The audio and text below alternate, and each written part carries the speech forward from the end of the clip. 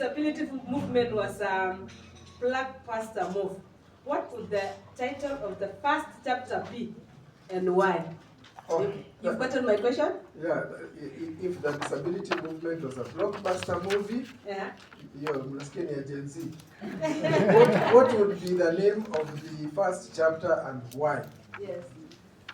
A blockbuster, anyways, sijakuwa nikiziangalia, but I can say the first chapter of that movie, and I wish somebody gave me the title of that movie, but the first chapter would be something like the institutions, the time of institutions and awakening of the disability movement. The time of the institutions and awakening of the disability or of persons with disabilities. Why?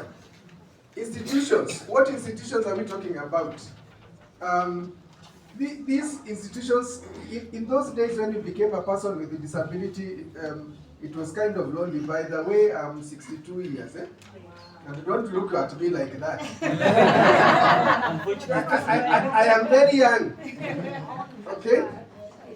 So in those days, being disabled was kind of lonely. You are living in the village, watu wote wanakuangalia, huyu anatembeangaji, anaonaji, anafikiriaji.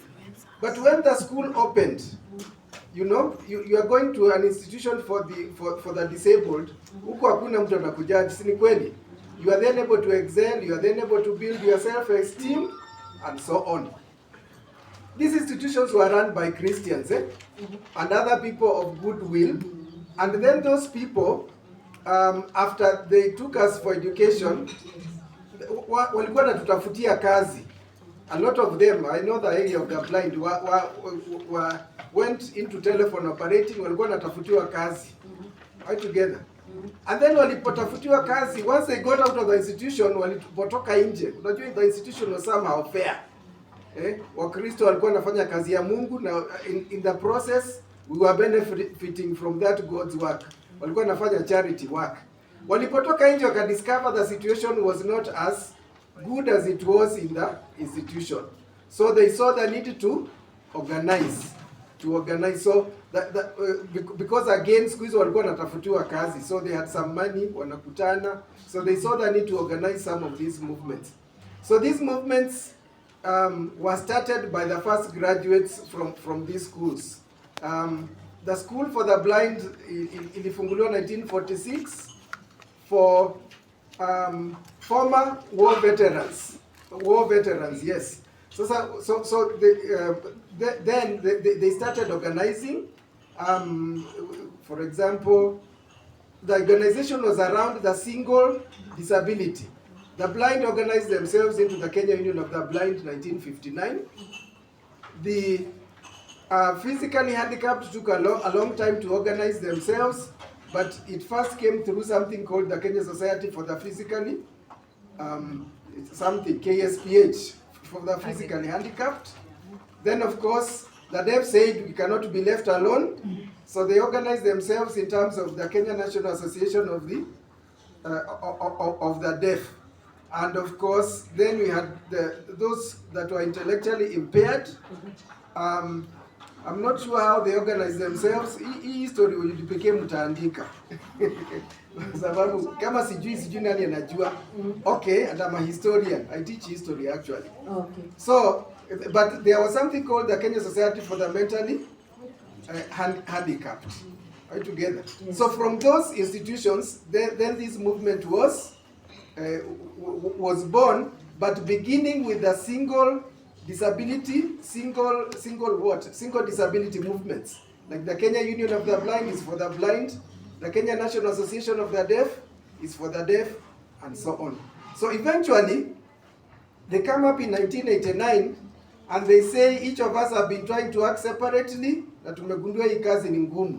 So they started the United Disabled Persons of Kenya. The founders are actually not here. We had people like Chomba Wamunyi, we had Veronica Njohe, Kefa Anyanzwa, and I think somebody else walianza hiyo. Walipoanza ikafail. After a year, hii organization hata haina ofisi. nafikiri na siku hizo ni zile za kupiga simu kwa coins. So organization ikawa haina nguvu. So somebody called Samuel Kabue, umemuona? Yes. 1992 akasema sasa hii si vizuri. Watu wameanzisha kitu kizuri, I don't know kwa nini wanaisahau. So he organized the same organizations again, and this time brought in new people. So I came in to represent Kenya Union of the Blind. Then you had Jane Kihongi. Actually, she was working in the office, and somebody called Kememi and so on. So that was in 1992 we started that movement, and so we had now to repopularize again. We discovered we could not just think about the blind, the deaf, and whatever. We had to reach people in the villages. So we now started with the first budget of 100,000. 100,000 tukazunguka Kenya nzima. Wow. We went to Kisumu. I and Jane went to Kisumu and Western. Muhaya group of the disabled, how tuliwaona, and many other people.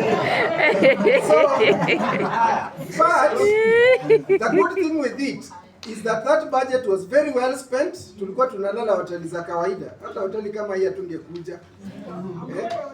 Ile hoteli ya kijiji, ile slippers wanakuwekea zile hazifanani ndio.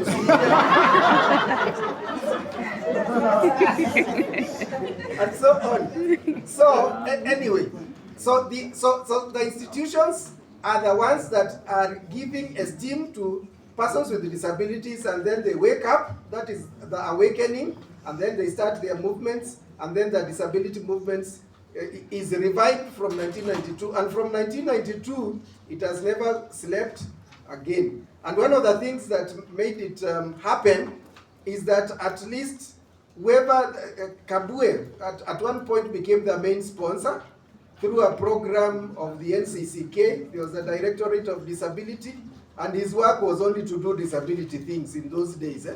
So he sponsored many things. Wakati UDPK ina pesa, and for some time it went without money, he was there. When events were called, he was there. Sasa lakini si mnaona leo hayuko. Si mnaona leo hayuko. He's coming, eh? Yes. Okay, kama ni zamani angekuwa amekuja. So there comes a time when somebody cannot do the things they used to do them as well as they used to do them. And that is why we have this intergenerational dialogue. Ndio nyinyi mko hapa, especially the young ones, muone hiki ni kitu kimesumbua watu sana. And I cannot speak about everything because I will dominate everything. But so that is at least from 1992, other people can pick from there. Thank you so much, Mr. Kilonzo. You are a true institution of memory. Just clap for the institution of memory. Thank you so much.